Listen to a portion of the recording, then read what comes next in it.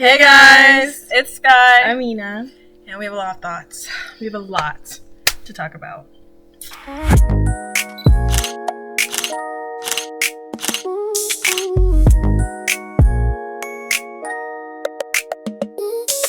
think I'm gonna start off with a shot. You're a KC writer? Don't get in the comments. I'm sorry. Ooh. I need to start off with that. Please don't get in my comments. First thoughts. I like this season better than season 7. Oh, that's not a question. Season 7 had me under stress and duress, but this season, it's not no season 6, but I feel like the pacing's a little bit. You know, I think it's kind of playing up its own. Really? Against season 6. More than season 7, I will say. I feel like season 6 just got Serena and Cordell, so it's like, obviously, like, those were such good winners. Yeah. But in terms of drama, like, it's holding its own. It's, I guess I'm saying the dynamics. You remember, like, season 6, like, it was a big deal when, like, somebody kissed outside of a challenge. Oh, yeah, this for sure. Season, it's just exploring. So that's the only thing blowing me just a little bit, but. And everybody's, like, trying to justify it. Literally.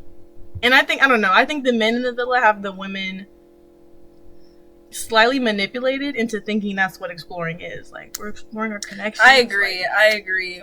And by the men, I really mean Sincere, because Sincere is the one that's been pushing. I mean the men. But I mean Corbin. I mean KC. Dang near Zach, too.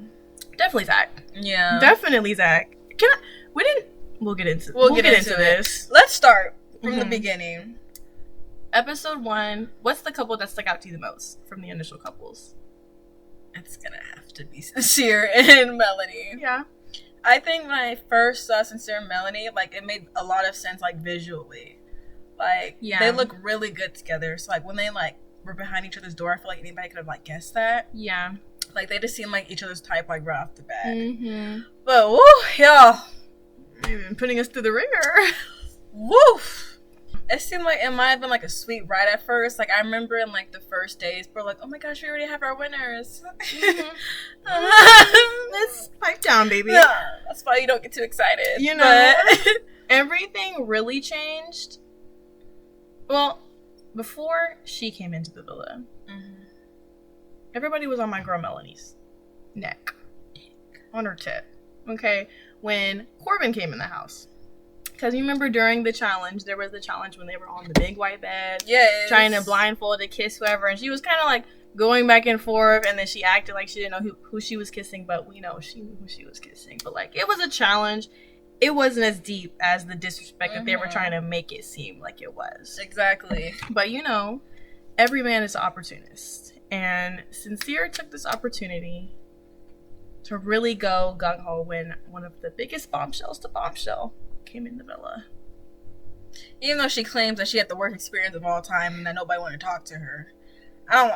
It's like, we want to give her the title of being the biggest bombshell, but you acting like you weren't. You know? But don't get me wrong, like, Soul enters the villa and she's cute. She's a very cute little girl. Yeah. Not little. Shout out to Tiara. Yeah. But she's really cute. She enters the villa like she got it together. Like, she's bomb. Like, no tea, no shade. Like, she looked good. Right. But here's the thing. This will always get to me. Melanie, like, it's very important we mention that when she's going back and forth between Sincere and Corbin, like, it's in a challenge sense. Like, yes, like, she probably did a little bit too much. But at the end of the day, a challenge is a challenge, you know? Like, lots of people are kissing in challenges because that's where you're supposed to be, like, testing chemistry. And kind of what you said earlier, it's like the past seasons, like, if you kiss outside of a challenge, that's like kind of crazy because that's what the challenges are for, to test your chemistry and connection. Yeah. So she kisses Corbin, and like during this arc, like, that's one and done. Like, she's apologizing, she's very apologetic for everything. Yeah. And she still wants to pursue, like, Sincere. Yeah. Not until she always wants to pursue Sincere. Our girl stays delusional. She's pretty delusional for most of the show until the most recent episode. It seems like hopefully something will click, but yeah. So Soul enters the scene, and because Sincere is kind of like the main one, kind of overly going for her, that's who she pursues. So during this time, like, they're having like a lot of chats, and there's like a lot of lies to the point that's kind of psychotic in terms of who Sincere is as a person. Like, it's lying over things that don't need to be lied about. Yeah. Like, Melanie had asked him, like, who had kissed who, because he had kissed her in the speakeasy, I believe. Yeah. Which, by the way, was a crazy scene. Like, as soon as they heard Melanie come through, Soul literally rushes out of the room, and Sincere goes, that was so diabolical. Perfect timing. Immediately. No. Whoa. Genuinely, like, he made me mad at my man unrealistic as if he did it, because the way that he lied so quickly and easily. Quick. Perfect timing. Diabolical. Diabolical. If I'm lying about something that happened a month ago, my voice is still quivering. But yeah, she rushes out, right? Mm-hmm. But mind you, before she rushed out, like, they had a very, like, intimate kiss. Tongue was extremely present. It was a very long duration, all of that, right? So obviously, Melanie's kind of curious of what had happened in the speakeasy, and she's the one to ask the question, like, did you guys kiss? And mind you, Sincere wasn't even going to tell her. And he made that very known to the point he was like, I'm not going to tell her unless she asks me. So Melanie, one thing you can't say, she doesn't ask the right questions. Yeah. So she asked him, did you guys kiss? And he was like, yeah. She has like this very, very sad look on her face, bless her heart. And then she asked, who kissed who? And this man said, she kissed me. Of course. Thought I was going to ask for that shit. Replay the tapes. Replay the tapes, because that wasn't how that situation went down. Mutual was already pushing it, like, you guys both leaned in at the same time. That's already pushing it. You were that easily. Was an easy motion of you initiating that. And was that their first kiss, or was that like their third kiss at that point? Because were they already like talking on the day beds, like for up over like an hour upstairs, kissing like? I think it was. Do you remember there was like a bed? I forgot what this area is called. I think it's called Say Less now. Say Less. It's like on the dock. I think it is still. Oh, it's the one that dock. That was like the first one. Yes. Okay. Like that dock. So yeah, this kiss in the speakeasy is like the fourth one at this point. If we're really counting, it's probably like 5 or 6, because like I don't know, are you counting a kiss when they break away and come back? I don't know. He was on it all day long. Yeah. So this is their fourth kiss, and he's strategically giving Melanie answers to what she's asking, which are still lies, but he's not providing full transparency of the whole situation. Mind you, it's not just the actions he's doing, it's the words that he's saying to Soul. Like, I've never felt a connection like this. Like, I don't know. Like, you're definitely making it hard. Even when the guys asked him how he felt, what did he say again? He was like, it's like 50-50. He was like, I've never had a kiss like this before. I know. Which one's better? Both. What? This bitch just came in 2 days ago and she's already right here with me? And then at this point, I think at a certain point, Melanie was like starting to tweak out. Like, she was trying to go up there and interrupt them in the villa at this point. The men are all manipulated by Sincere as well, and they're making Melanie feel like she's crazy. They're like, you gotta just let him explore, chill, just trust y'all's connection. So she chills out. She started tweaking at first, but she calmed down and she just let him rock. She tried to explore Corbin, all this stuff, and then when it gets to the mailbox challenge, before that, Sincere had a conversation with Soul. They've been just booed up. He's not even making Melanie breakfast in the morning no more. Who was making Melanie breakfast at this point? I don't remember. It wasn't him. I think he was. I think he was making them both breakfasts. And that's what was throwing her off. You sure? Yeah. You sure Corbin didn't? Corbin didn't until like he was coupled up with her. Maybe. I might be wrong. You might be right. I can't remember. We might have to re-roll the footage. But him and Soul had this conversation. And basically he was like, yeah, like, I'm just gonna talk to Melanie, like, basically making it seem like, yeah, I'm just gonna go let her know what it is now, because this is what I want with you. So I'm gonna just let her know, like, that's no more, that's done. Like, you have nothing to worry about. And so it's like, okay, perfect. Like, yeah, beloved. And so he goes, talks to Melanie, and in this conversation, it's kind of awkward to watch at first, but he's basically saying he still has feelings for her. He doesn't really know where he's gonna go with it, but like, he's like, I can't write this off. Like, I don't know, like, of course I have feelings for you. Just waffling. And she's eating it up. And by the time of the mailbox challenge, we still don't really know who he's gonna pick. But Soul's under the impression that he's gonna pick her based off of his speech to her. So Melanie goes out on a whim. She picks Sincere. Sincere chooses Melanie back. And Soul is booted from the villa. But Melanie doesn't know of all the stuff that he was saying to Soul. She only knows about the kisses and slightly things like that, but the way that he was making it seem like he was about to boot her out, she has no idea of any of this. So that's our first little Yes. And I feel like Sincere had like this persona was so like, oh my gosh, like you're the one and all this stuff. Like, one thing I will give So is that she was entirely blindsided. Yeah. However, I do have a little bit of constructive criticism for her, okay?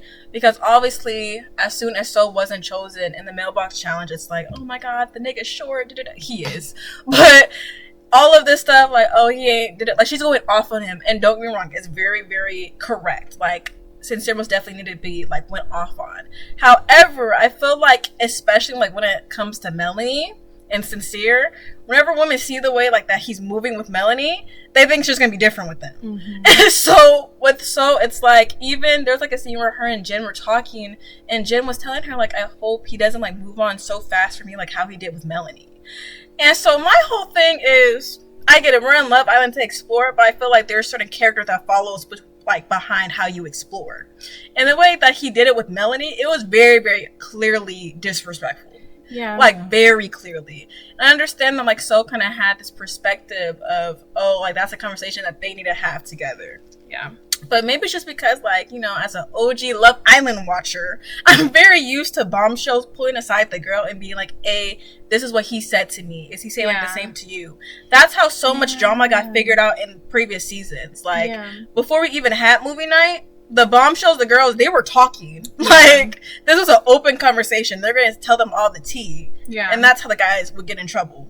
And granted, some girls would still be mad. They would still be mad. Like, you're my man, but, like, at least the line of communication is open. Yes. But, hold on. Let me get my beer.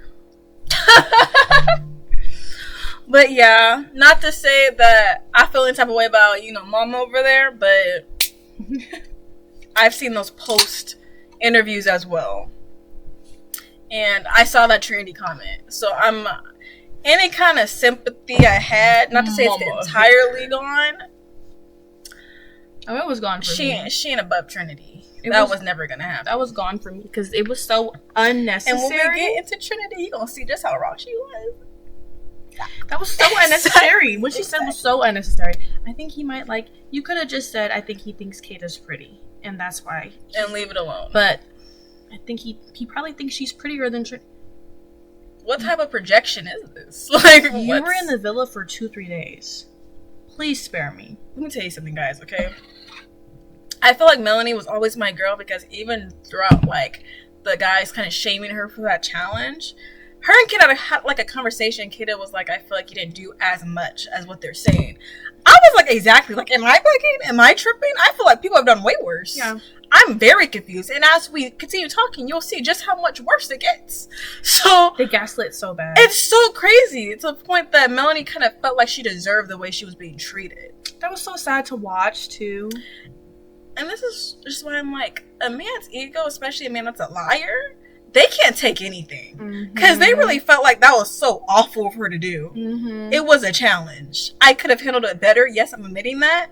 It was a challenge. It was a challenge. It was a challenge. They like to say it was a challenge. You have the guys of a challenge. She has the guys of a challenge. It was a challenge. You can't go that hard on her. Respectfully. And aren't we all exploring?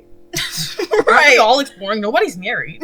like the same thing applies. And mind you, what she did on day 5 does not compare what this man does to her on week 3. Like, so it's very crazy. Think about the door comment with Casey and Anaya. Nobody picked me on the first day.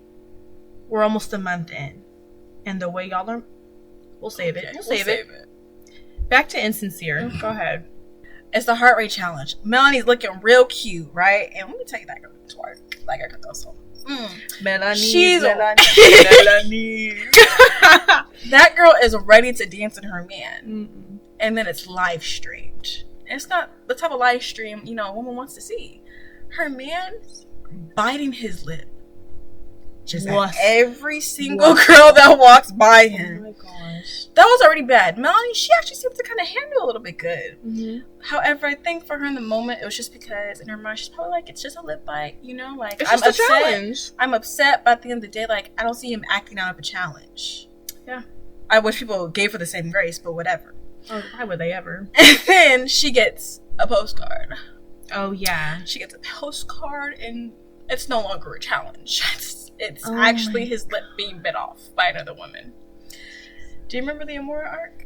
Oh, I do. Go it ahead. was basically, first of all, Sincere was overly going for everyone during the heart rate challenge already, so that would have already got me worked up. But Melanie, she pushed through somehow.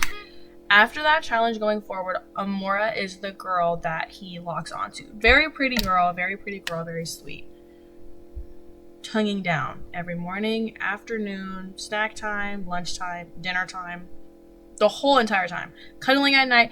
He's just doing way more than just exploring. And he's saying, it's really the comments. Like the kissing, Melanie would have let go of the kissing, respectfully. She would have just, even though I don't think she should have, she would have let it go. She's a bird, but she's my bird. Yeah, right? She's a bird. Right? She's a cute little hummingbird. Right?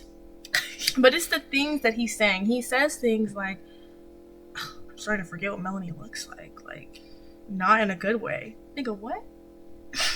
It's been 3 days. He's telling Amora, if you were here since, like, day one, it would definitely be you. These things are detrimental to be saying in Love Island. Like, he's basically writing off his whole connection with Melanie. Fact. He does all this stuff, so... But we know he's not finna pick Amora. We know Sincere just likes to have his cake and eat it, too. So this is him eating right now. Mm-hmm. He's gonna go back to have his cake, though. And he does. He returns single. Melanie's... They recouple after the Casa Amor. They recouple, and Melanie looks almost embarrassed to me that she's chosen to stay with him, to stay loyal to him. And she should be. And I don't That's think okay. her new connection, Corey. I don't think he was necessarily a good guy because when he got out the villa, he was talking about Anaya and them on After Sun.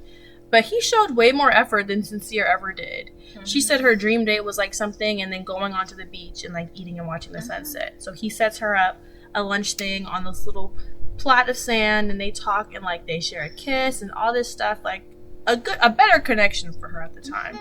But she chooses to stay with Sincere. She looks pretty embarrassed. She goes off on him. It would have ate. The speech would have ate if you didn't pick him, sweetie. Love you, but the speech ate a little bit for me. I love Melanie, guys. I do have a bias towards her, I fear. And it's not... Yeah. It's just because, as we'll talk about soon, it's really because I feel like she was, like, harshly gaslit throughout the entire thing. In terms of, like, the guys especially. I will say the only person I feel like, with all due respect, kept it the most real with her was probably Trinity. Yeah. I feel like all the other girls kind of were under the same influence she was under, thinking Sincere's like this really great guy and stuff. Not necessarily thinking that she's overreacting, but just thinking like, you can make it work. And I think Trinity, from what I can remember, was like the only one to tell her up front, no. Like, you need and Kenzie, but we'll get into her later. But we'll get into her later. That was, actually no. Scratch Kenzie. I remember her saying when she was trying to like couple up with Corbin, being like, "You're not trying hard enough with Sincere." That was so scratch her off. But Trinity, what am I supposed to do? What am I supposed to do? Girl, yeah, nothing. She's actually a bird. Kenzie's actually a bird, but there's just so much other stuff going on right now. There's hawks and eagles in the I can't focus on you. I can't focus on a crow right now when there's bigger fish to fry. You know. Mm-hmm. But I do have a bias to her too. But the speech didn't eat to me because I'm like, Melanie, girl, you just chose him. But I thought it ate because, hear me out. That's like, it felt like real frustration she had for herself. I feel like it would be different if she was just like saying it like her little soft voice, like, you can't keep doing it. She was pissed off. I agree. She was kind of hot-headed at this point. And it's like, yes, I wish you hear the words you're listening to. Obviously, Devonna knows, I fell out of my chair when she picked this man. I was so upset. I was so mad at her. But rewatching it, coming down, it's like, I don't know. It's like been 3 weeks, so it's like you gain very close connection with people. If you don't have your phone, you're around them 24/7, and like the entire villa is telling you to kind of just get over it because you deserve it based on what you did in the challenge. Yeah. So I'm like, I can tell in that moment she's really, really not only upset at Sincere, but herself. Yeah. So I saw it as a step forward. It's not the step that I wanted for her, but it was like forever. I think I have empathy for it because of that, but I'm thinking back to when I was in my relationship with my ex, and I would have all this stuff to say, and it sounds great, but then at the end of the day, I know you have moments thinking like this too, because I'm thinking too, girl, you gonna say all this stuff, when are you gonna do something about it? Because you're just saying all this stuff just to go right back, and I know that mindset. In the moment, I know it was real anger and frustration, but then it's like the moment that he just does something that you like and kind of draws you back in, all that goes out the window. So I knew it was so temporary that I was just like, Melanie, girl. And it proves true, because when he pulled that little dusty flower out of his pocket, she was sitting there spinning it like this. That was so annoying. He cares. And I'm like, oh, sweetie, I understand. I'm not shaming her, because I get it. But I was disappointed. I feel like that's why so many women are disappointed in Melanie, though, because we've all been there before. Yeah. Of, like, a man says something, like, really nice, and, like, you know, he's not, like, the best person, but you just kind of go with the flow anyways, you know? So I feel like that's also, again, why I kind of have sympathy for her. Yeah. Because I feel like people have been in, like, long relationships. She's been in there 3 weeks. Let it sit for a second with her. Like, I feel like she's going to get there eventually, but I feel like the strict timeline everybody has her on, it's like she's gonna get there on her own time, and I believe in her to do it. Yeah, and these girls are young, right? How old is she? Anaya's like 23. Trinity's 21. Everyone here is very much in. She's 24. That's still early 20s. Like, you're still learning stuff. Like, I'm 25, and I feel like I just started learning stuff, respectfully. So it's like these girls, they're not 30 plus. Like, they're still very much in formative adulthood years. So yeah. All that happens. Melanie still manages to, like, okay, Sincere, let's just take it from the top. Don't play with me no more. Like, it's good. They have the cake challenge. I'm not gonna lie. I voted for Amora to come back. It needed to happen. Oh, I did too. As somebody that loves Melanie, I did too. It needed to happen. She disappointed me, though. Like, girl, like you said before, Melanie needs to get her heart broken by the situation, essentially. Like, she's one of those stay till you hate the dudes type. Yeah. So she needed to see how Sincere acted on Amora, which he acted like she didn't exist. He acted like them past few weeks with her, or past few days with her, wasn't anything. What's up, big dog? That was crazy. What's up, big dog? Yeah, the kitchen's over there. Get comfortable, and yeah, nigga, you were just spooning me and humping me in the bed 2 nights ago. Basically telling me you almost loved me. But we watch, we observe. Movie night. Movie night is upon us. No, just to let you guys know, by the time this part comes out, we've only watched part 1 of movie night. Yeah. We haven't seen part 2, but it's looking like great things. It's looking like great things. I have hope. I do have faith in Melanie. Please. Girl.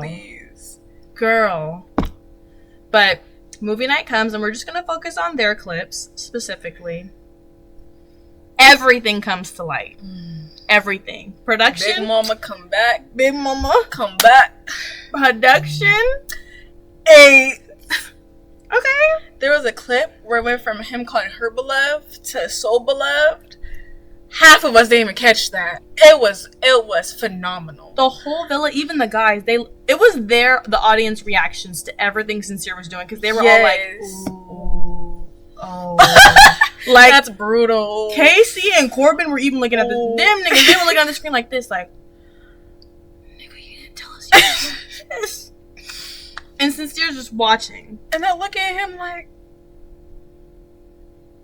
oh, it's you? And everyone's silent, I feel like, because everyone's gagged. Like, because, like, all they've seen from Sincere is really him exploring. Like, the guys saw him exploring in Casa. I think the guys partially lied, because they acted like he wasn't so booed up with Amora. They shouldn't have been as jaw-dropped as they were about that stuff, but the soul stuff, like, seeing the slick comments like that, it was just silence. Melanie looks like a shell of herself. I feel so bad. Like, she literally looked like she was shrinking herself to make herself smaller on the couch, and Naya's holding her hand, like, and we just see a future clip of her spazzing out on Sincere, like, during movie night. Can't wait. Please, please stand by it, please. My hope for her, break that off finally. If you gotta go home, sister, it's okay. No, it's not. I have a game plan for you. Mine is Caleb. I was gonna say Caleb. Yeah. Not Gaul. I don't like Gaul. I'm sorry.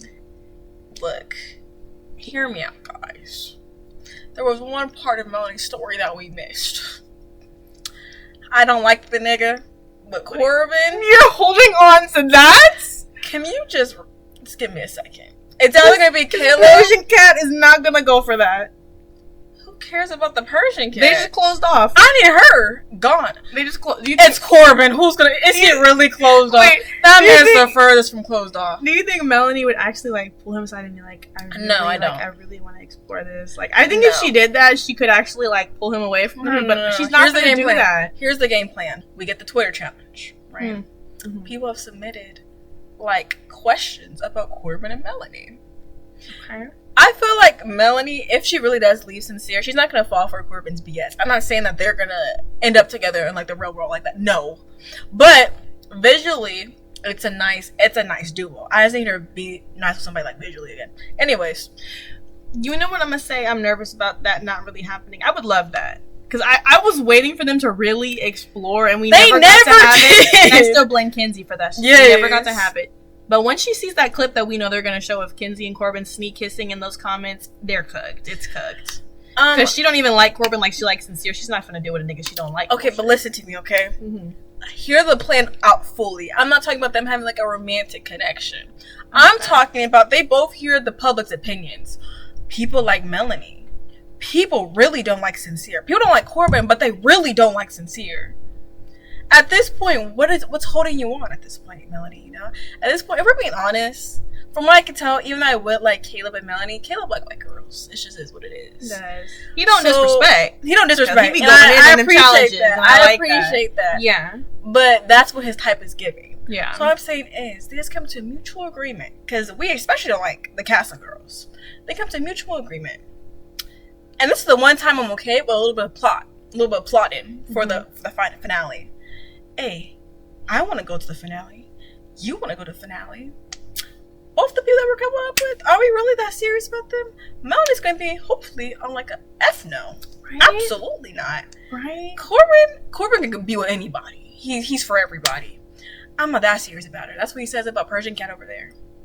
She's hot. You're hot. Let's make it work. Like, we can make some of this. Boom. That's my final 4. Okay. At this point, Corbin is bad.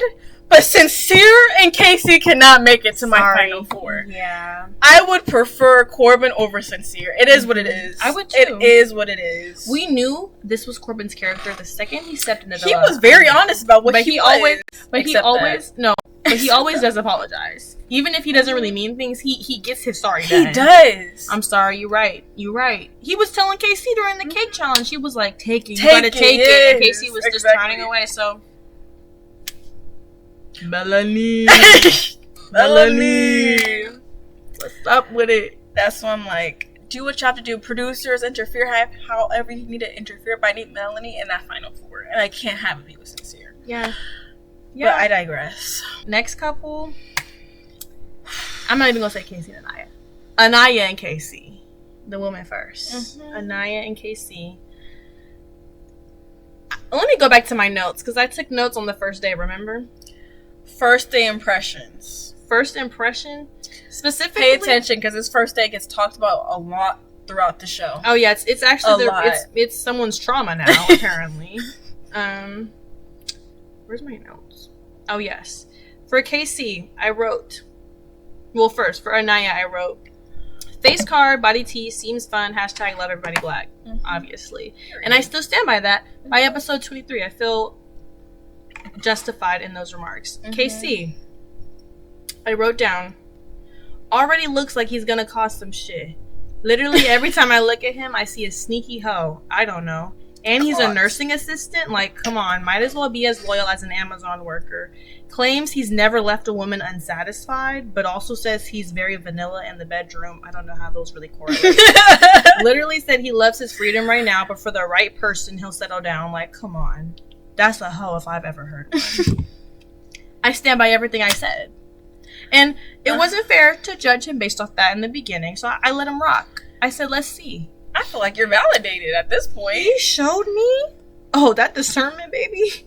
It's on. Because I felt justified in everything I thought by the end. Truly. He's feeding episode 1, like him and Anaya. There's the door challenge, where basically someone stands behind the door to pick who they're interested in. So the guys are behind the doors, and it's the names. And the girls are choosing a guy to stand behind the door. Everyone has someone stand behind their door but KC. Anaya chose to stand with Melanie behind Sincere's door. So Sincere chose Melanie, and then Anaya and Casey just end up together just by default, which we've seen happen in multiple other seasons. We've seen that with Serena and Cordell. Matter of fact, we've seen that with a lot of seasons. So it wasn't anything that the audience thought we needed to keep in our brains for any reason, you know? And so after that, they spend the next few weeks just kind of making it work in their connection, essentially, like trying to really get to know each other. Feelings develop over time from that, at least on Anaya's side. I can see. Sincere's making all these comments like, you're the blueprint. I feel like dark-skinned women, you guys get a bad rap. And I don't know why, when he was talking, it just felt so performative. It came out of nowhere. So. It was very much the beginning. It just, I'm telling you, it was just discernment. Like, gut feeling. Like, I just was like, this is giving performative. He knows he's on TV. But I let it go because everyone was like, oh my gosh, yes, he's so sweet. Oh my gosh, Black love, we love it. I love Black love. You're not giving me the feeling that Serena and Cordell gave me, so I'm watching you. I also like to say this, okay? When it came to first impressions of KC, it very much gave performative in early days. I feel like there's a lot of hype around his appearance because he's like a decent looking, like, you know, good dark-skinned man, like, you know, he looks good, I guess. But obviously, knowing his personality now, it kind of changes things. But at the beginning, like, he was like a really big fan favorite, and I remember that. And I remember during this time, it was also like a lot of speculation over Anaya's appearance, which was really, really weird because everyone's like, oh, she's a catfish, da-da-da. No matter what that girl's photos looked like, that's her face. Like, that's actually her face. They played her because, sure, it wasn't as perfectly smoothed out as some of the pictures. Mm-hmm. Her face card was tea. Her mug was tea. Yes. There were so many instances when she would just be sitting there looking. I'm like, her face card is very nice. And I'm like, y'all ain't ever used the retouch filter? Now we're being dishonest? Like, I'm kind of confused. Because Trinity's tea and some of Trinity's pictures doesn't look exactly like the pictures. Mm-hmm. Like, come on now. It's a retouch. You can tell it's her. It's a retouch. You can tell it's her. Please TikTok don't play. Got it. Instagram got it. You know? Anyways. So that was first impressions on my behalf. I thought Casey was kind of performative, but I didn't dislike him as intensely as she probably did. Like, I didn't think, like, he was all like these horrible things. I actually thought the opposite of Devon. I thought he didn't pull nobody. I thought he didn't get any bitches. I thought that's what he kind of gave up front because of, like, not even just like the vanilla comment, because you can be vanilla and like pull. That's the thing. Mm-hmm. It was just the way he carries himself. Like, Casey. Yeah. Even though people say Nia's insecure, I think Casey's really insecure with the way he carries himself. I don't know. I agree. Even though, like, people were kind of surprised how long he carried on with, like, that door situation, even in the moment, I think he kind of made it clear how much that kind of impacted him at the time. He was true. Like, mind you, as Love Island OGs, like, we watch every season. We have seen season after season of the black girl not getting picked. Mm-hmm. Even them didn't go into, like, the confessional and say what he said. Yeah. He was like, that was so embarrassing. Like, that was so embarrassing. He kept saying that over and over and over again. Yeah. And I was just like, okay, let's move on. Like, yeah. I understand it, but, like, even in the moment, I was just like, you just have to take it for what it is, you know? Like, at the end of the day, they're going purely off of first impression, and nigga, you pick plant at the door. So it's like... I thought the bitches were gonna be like, good. That's what you get. Well, that's what, like, even like with the plant, like, he was trying to be different. I'm like, I understand, or apparently, like, he doesn't really like pets too much, but he was also like making like comments of, yeah, I thought it was gonna be different, like someone's gonna be that. He is gay performative to me, but I didn't dislike him, also because of the fact that he was coming up with Nia. I love a good black love story.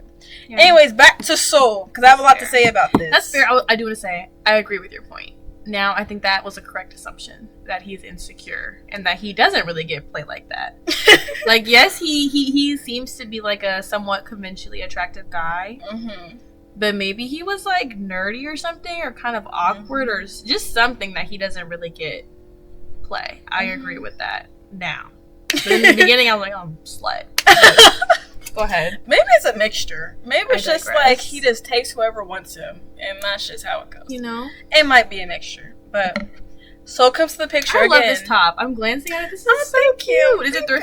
It is thrifted. It's very cute. Get back to the environment, you guys. But so comes to the picture, right? Mm-hmm. And yes, she's pursuing like her connection with Sincere a lot. However, Casey makes it very known that he's also very attracted to her. Now, I feel like there's a lot of like discussion among how he handled the situation. I'll give credit where credit is due. Like Casey did tell Anaya that like he was open to exploring Soul, but I feel like lots of key details like were missed in this as well. Like in these challenges, the guys are saying, I'm kidding you not, they don't miss a beat. Every single challenge, they're saying, oh yeah, like something shady about Casey and Nia, like, oh, they feel like they've already won, or like who hasn't explored the most, or just whoever, whoever hasn't gotten out of like their comfort zone, like kind of talking about Casey. Yeah. And so at the moment, I do think that like Nia was like doing a lot at the challenge, but now I kind of just think it was her discernment. But at the time, she was pulling him like after every challenge and talking to him like, hey, I have all of these concerns. And I think the part that like lots of us miss when we're watching these episodes is like the context of being in that environment, you know? To us, it's like, oh, he's not saying that his friends are like, what are you doing? But in her mind, it's like these are like the guys he's talking to every day. They don't have any phones. He's like with them 24/7. So if they're thinking this type of way, they have to have some sort of reasoning behind it, you know? And I don't think now, I will admit, I was at fault before Casa Amor, because I did think she was kind of doing a lot, but after Casa Amor, because everything got real. But during this time, like, I really do think like she was having like a lot of discernment about like the situation. Yeah. So like she's pulling him aside, and don't get me wrong, like even now, like I will say Casey did pull so, and like Anaya should not have interrupted that chat that they were having with one another. But what bothers me is when she's doing these, Casey has no boundaries. He has no type of communication. He's just saying, I'm cool where we're at. Like, that's why I wasn't like trying to like explore her initially. And yes, even though he does eventually get to the point where he's like, I'm open, it's like he's also having this quote unquote reassurance he's giving to her, where I feel like that wasn't how he actually felt. Like him being super comfortable in their relationship to the point that like he's just really just cool and set with her. I feel like that was a lie. He could have been honest of, hey, like honestly, it's still kind of like up in the air for me. And I feel like that's where so much of her confusion comes from, you know? Mind you, sorry. No, go ahead. Mind you, he's saying this stuff to her like that he's cool where he's at, he's cool in the connection, then eventually like he wants to explore. He's also telling Soul the only reason he didn't explore her is because he saw Sincere hooping. He said Sincere was hooping, so I just, you know, like... Exactly. And then Soul was like, he was the only one on the court, like, you know? So it's not even like you didn't explore Soul because you felt so closed off and you had to make yourself open up. You didn't explore Soul because it goes back to the insecurity. You were insecure. Everyone, Anaya and Melanie, I think those would have been his two initial options based on how he was acting during the kissing challenge. Yeah. They both chose Sincere over you in the door thing. So then once again, Soul comes in, and Soul's talking to Sincere because Sincere's making an effort. He don't care about his connection, clearly. But Sincere's doing this, and they're all booed up, kissing, and you're too insecure to risk your connection with Anaya because you don't want to go home to pursue who you were really feeling in that moment, which was Soul. But once you went to Casa, it was different because these Casa girls are clearly going to be overly going. They're clearly going to want to pick you. They want to get in the house, whether they like you or not. So that's why I think when we get to Casa, we see a more real side of how Casey was feeling. And I'm not going to say as a core person in life, he's just this shitty person. You know, that's not fair. But I do think operating through his insecurity, his desperation, and on this show, he's not a very good person to be in a relationship with, based on what we saw. Completely agree. You know? Completely agree. And Sorry. Go ahead. Last thing. And if you feel like the times where you treated someone nice and you poured into them gives you any right to be able to be negative, that's not who you are as a person then. Like, nice people don't be like, well, I did all these things for you, so I should get to do this now. No one that's nice actually thinks like that. They're not even keeping score of the nice things they're doing for you because that's just how they feel. So that was definitely very telling to me. Like, someone, when they're away and they feel like they're not being watched with who they're with, that's how they actually feel about their connection. Fact. And honestly, just like going off of that, like even before Casa Amor, it felt like Casey was very tactical in the way that he did things. Like one comment that always bothered me, and I'm so glad Trini never let that comment go, was when he was like in a challenge, or not a challenge, but like America was voting. And he was like, yeah, I've been coupled up with a nice in the very beginning. I would have been mad if they didn't like pick us. I'm surprised about Trini and Bryce though. That was such a weird comment to me. That was so weird to me because I'm just like, why do you care? Yeah. It's like, yes, obviously, like, you want to have like good like public opinion for sure, but in my mind, I'm like, nobody else was saying stuff like that. So I feel like your mind's going to the money. Your mind's going to who's going to be first place and X, Y, and Z. You know, and that's why I'm like. Again, I'm not denying the way that Anaya could have handled things better, but in my opinion, there was a clearly worse competitor, like, in the mix between them. But, like, trying to stay, like, on target, like, with the whole Soul thing, it's like, he literally waits until Soul's leaving to the point he's confessing all of this to her, like, I wish I explored you more, and I feel like I did X, Y, and Z more, like, I feel like I really, like, hindered myself in the villa, and that's when I kind of realized Anaya's discernment was really real. It was like, no matter what he was saying to her, I feel like his friends saw something that he wasn't willing to confess in the moment. And that's why his friends kept picking him for all of these crazy prompts within challenges. Yeah. So it's like, yes, people would be like, oh, he communicated the fact that he wanted to be open with Soul and like he was attracted to her. He didn't communicate how far that he really wanted to go with that connection and exploring with Soul, in my opinion. I agree. Being open with somebody is completely different than being like, oh, this person is more so like my type, more so somebody that like I really want to form like a deeper connection with, you know? Yeah.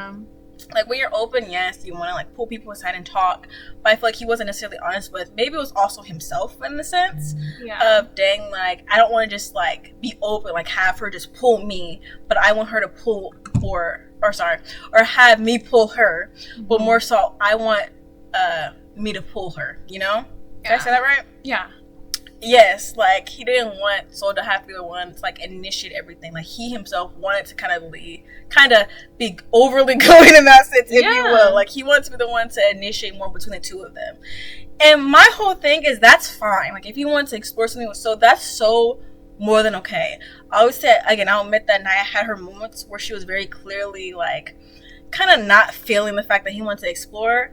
But as much as I love Anaya, that would have been something for her to deal with. That's her issue. Yeah. If he was honest about the fact that I want to keep pulling Soul, like me being the one to initiate our connection and form a deeper connection with her, no matter what Anaya feels, that's her issue to deal with. Because at that point, it was still like, week 1.5? And like he had the right to explore because they were open. But because he didn't do that for himself, now it's like everybody looks at him crazy. Because he didn't even give anybody the chance to really know where he was at, especially Anaya. Yeah. And they're always like, she didn't know this stuff at the moment, though, so it's still crazy. But I'm like, we have the full scope of things now, though, and she turned out to have been right. So we're not going to talk about, oh, she did know this, so it looked crazy. But we know it's true now. It's true. So we're not even going to talk about how crazy she looked because she doesn't look crazy now. She doesn't. She was right. Like she was right on the money, you know? So that's the main thing that pisses me off about them. Like, just all of the negative comments that he begins to make about her and Casa, like they've never had anything in common. Like it gets crazy, you guys. Just it's so much stuff I can't even remember that they do play during movie night, but it's a lot of stuff. He's overly going with TT. The first night he's making out with her outside of a challenge in the bed. Then he's with Sydney making out with her. Then he's back with Sierra doing that with her. Like never anything. Any of his connections all of them are always being compared to Anaya. It's never just like. I feel like TT really gets me. Like, I don't know, like something with us is just clicking, and like I know I have Anaya and Naya's great, but like this just feels different. I'm not sure what I'm gonna do. That would have been totally different than the stuff that he was saying. Fact. Grandma, because she wouldn't give it up the first week. The comments that he was making with TT. The comments when Corbin was like, the girls in the villa, they're like high school girls. The girls here are like college girls. He's like, yeah. Like, just all of these comments that were unnecessary that he was making is why when Anaya was progressing her connection with Carl is why it's not the same thing. No one had an issue with people exploring. Mind you, Anaya only fully dived into her exploring after the girls saw the heart rate challenge and got the postcard of how the guys in Casa Amor were moving. So her and Carl, she never said negative stuff like Casey's just so childish. Like she was just like, you know, like I love my connection with Casey, but I'm really feeling Carl. Like da-da-da-da. That's the difference. Everyone's like, besides how he went about it, what did he do wrong? That's the issue. That's what I'm saying. How he went about it. It would have been just like this if he didn't make all of these crazy comments, and that's why I have a problem with Casey. Even movie night, when that nigga's watching all the clips they're showing of him, he's like, he's over here slouching. He's like, the nigga watching it like how I looked watching it. Like, Because he knew he effed up. And then Tiara. I'm TT. No. Oh my goodness. The smirks? Did you see the smirks she was giving? Yeah, she was smiling the whole movie night. That's why I knew her apologies. Production just told her to do that so there wouldn't be no beef throughout it. I knew she wasn't no... I know everyone hates the saying girl's girl, but I'm going to use it just for the sake of understanding it. She's not an actual girl's girl.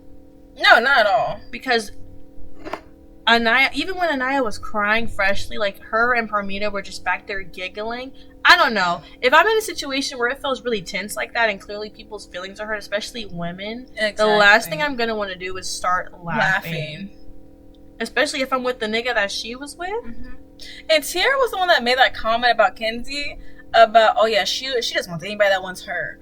That's why I'm like, don't get me wrong, okay? When Tiara first came out, we're at Casa Amor, right, you guys? I feel like everybody and their mamas were like, dang, Tiara looks good. Like, she's so tea, she's so beautiful. And I remember people had like an issue with like, and I called her like the Fulani braid bitch or something like that. And guys, look, okay? If you're black, you know. She was mad because that was the baddest bitch. That's why she said that, because she was the baddest in Casa Amor. She was mad because she probably thought about getting those Fulani braids. Exactly. Her stylist couldn't get her in, so she went with the wig. And it just, like, it wasn't a diss. But at the end of the day, if you want to feel some type of way about it, whatever.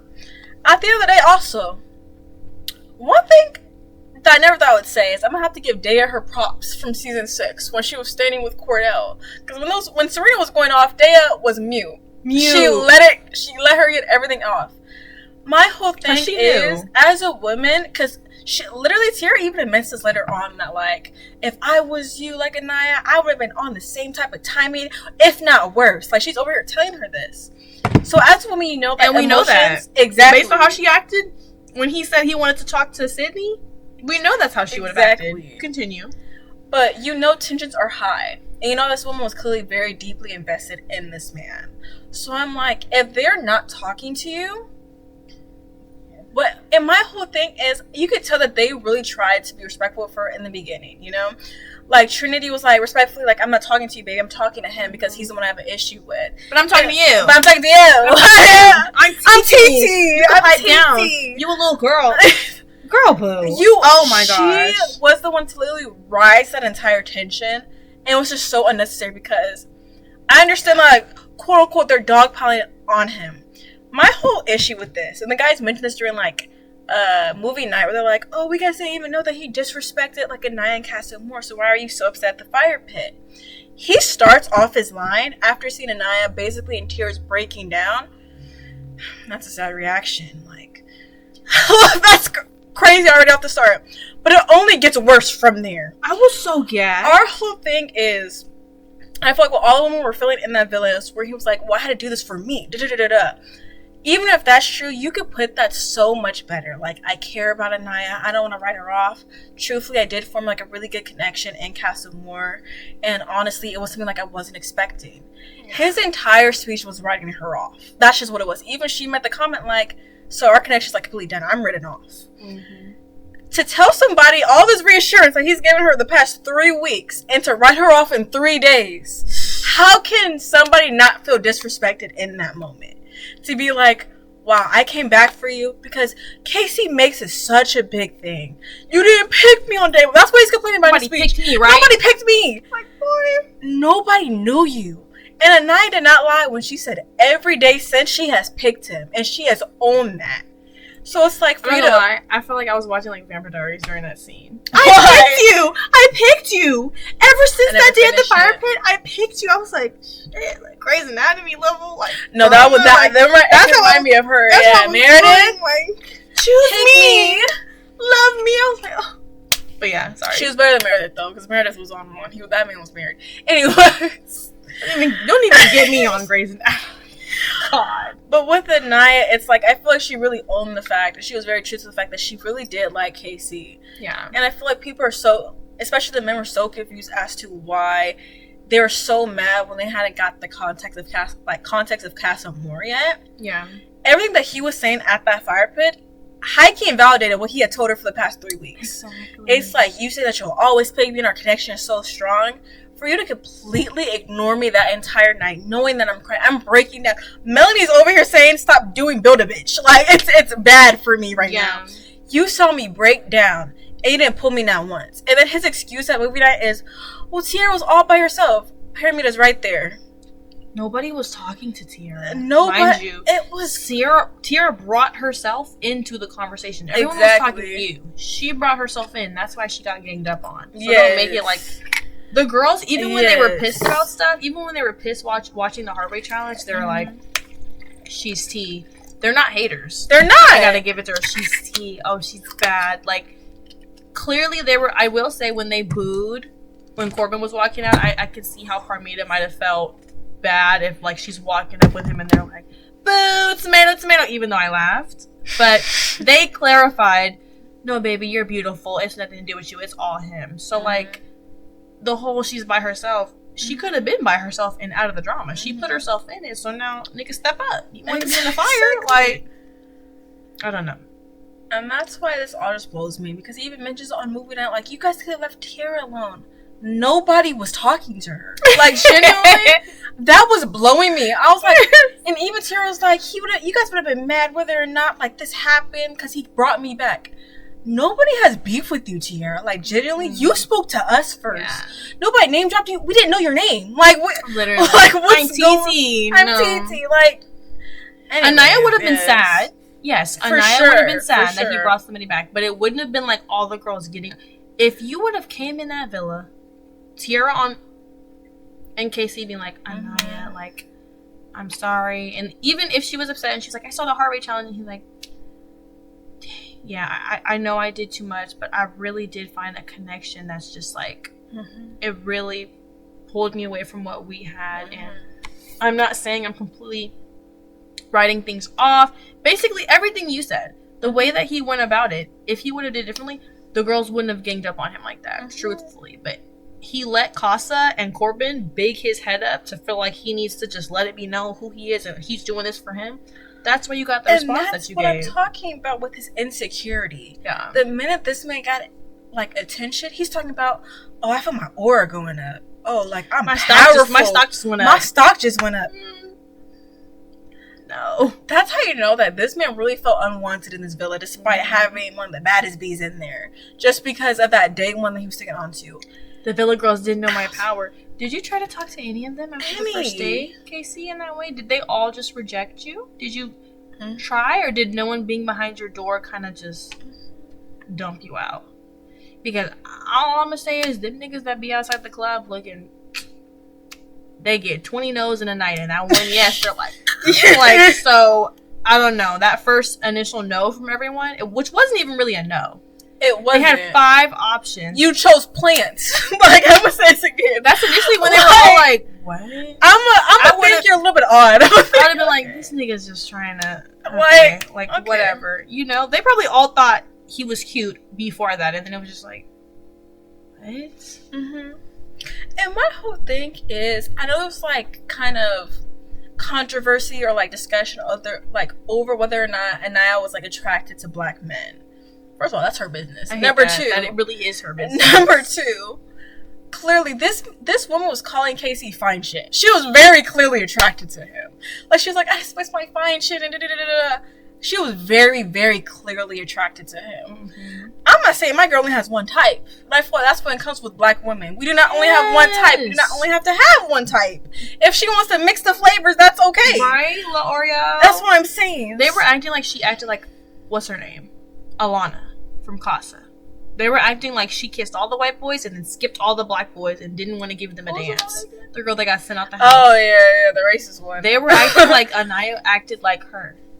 She was tonguing down Casey. She was tonguing down Corbin, Sincere, all the men of color. She stood behind Sincere's door. And I get it, that man isn't fully black by the end of the day. She's attracted to color. Like that. Even if she isn't, that's her business. She doesn't have to have a type. I have known people whose type is, if you look good, right. I like you. She might have thought nothing wrong with that. She might have thought they all looked good and just thought Sincere looked the best off first look. Fact. That's. And if I'm being honest, I would agree. Like, if I'm being honest, he ate everyone up. I would have said Sean. Yes, Sean. That was her second type too. He likes anime. I get maybe the police officer and the kid. Been? Maybe the police officer and the kid is what turned them off. But at least he didn't Yeah. pull a hood up I mean, and try to that's lie fair. about it, you know? But yeah, that is everything with. Oh, one more thing. During Casa, when they're not Casa, movie night, when they're arguing back and forth about after Casey's clips. The girls are yelling over Casey, admittedly. I wasn't mad about it, but some people were. They were yelling over Casey. Casey stands up, and he's da-da-da-da, da-da-da-da, da-da-da. And I stands up like, why are you standing up? Come get your body chain. Right here. Anaya stands up, and admittedly, it is a lot. She goes over to the guy's side and is kind of standing over him and da-da-da, da-da-da, which was a lot to see, but I understand where it comes from. You know, all the frustration. She walked him down. Shoot. My thing is, if you didn't want her to come and do all that, you shouldn't have stood up in the first place. You should have stayed in your seat. But you rise things up, and as a woman, still I rise. Still we rise. So she's gonna go do that and do a little extra, and I just don't like everyone getting on her. Like, Casey is the one that elevated the level of where things were at. Everyone was in their seats at first. Even if you're being yelled at and they're not listening to you, shut up and take it. You shouldn't have said all of these comments on the TV screen. Facts. You can't be mad about the reaction to all the stuff that you did. You shouldn't have did nothing. You see no one's yelling at Caleb. Caleb didn't do anything, so I don't know. But no, facts. And I feel like there was a lot of like controversy over like the women doing too much. I feel like yes, like they were talking over Casey a lot, like they got that. But at the end of the day, like I feel like as women especially, like we kind of know the feeling of our friend going back to a guy that like isn't necessarily like the best for them, and like this guy playing in their face so crazy to the point like you're kind of gagged. You're like, my baddie, my friend? Yeah. Like, that's absurd, you know, for you to have even talked about her in that way and to have that type of message in your mouth, you know? So I feel like as the woman that watch Love Island USA, and I feel like that's why it's so split between the men that watch it and the women that watch it. Like, we understand, like, where that anger, this kind of fierceness comes from, you know? Of, like, seeing your friend degraded in front of everybody. Mind you, we didn't even talk about the fact that this man laughed at her when she walked away from the fire pit. Like, she was already feeling embarrassed. And now Anaya looks over to see him laughing with his new girl over the fact that she's crying. Like, that, I can't imagine how demoralizing that feels. Like, how just degrading that feels. In front of everyone, too, after you just got chosen over. Guys, also, mind you, in our situation, I was in a position similar-ish to Anaya. She was my Trinity. So that's why we both we really understand the totalistic view of how the women were acting. You know, because even as the person is having to, I'm not going to stop my friend. She's right. What the are you talking about? You know? I can't say it, but she can. So, like, I wasn't that mad at them. Like, yes, morally wise, they were doing a lot. He wasn't getting to say his piece. But also, if you can't take the heat, nigga, get out the kitchen. You shouldn't have said all this shit in the first place. Fact. And my thing is, he tries to get real big with Trinity too, because during that cake challenge, he tried to cake Trinity and then nigga misses. So it's just like, can I talk about how I felt like he was aiming at Anaya? Have you seen those posts? Because he said if I miss, I'm gonna be mad. Like, he was prefacing the miss. mean, he didn't even give Anaya that good though. Like, but it was like look, in that middle. It was right in front of her. Yeah. Like, if he would have did a little bit more, it would have been straight in her face. And that's why she knew, because she turned around. Yeah. But that's why I'm like, this nigga's a coward. Like, wholeheartedly. And that's why, like you said, I was like more so in the position of Trinity. When Trinity and Kata and Melanie were going, I was like, yeah. Because I felt that. Like, I understand what that rage feels like, where it's like, you clearly aren't deserving of my friend. Yeah. So it's like, I can only imagine, because I'm not there when her and her ex, thank God, are getting into it, you know? Yeah. They're seeing this live. Like, they're seeing the mess that they're, like, this man is saying about their friend. I only got a piece of it from her, third party. They're seeing this 4K right in front of them. So I could only imagine, like, the type of rage that would rise in you to be like, oh, you wouldn't have heard the end of my mouth.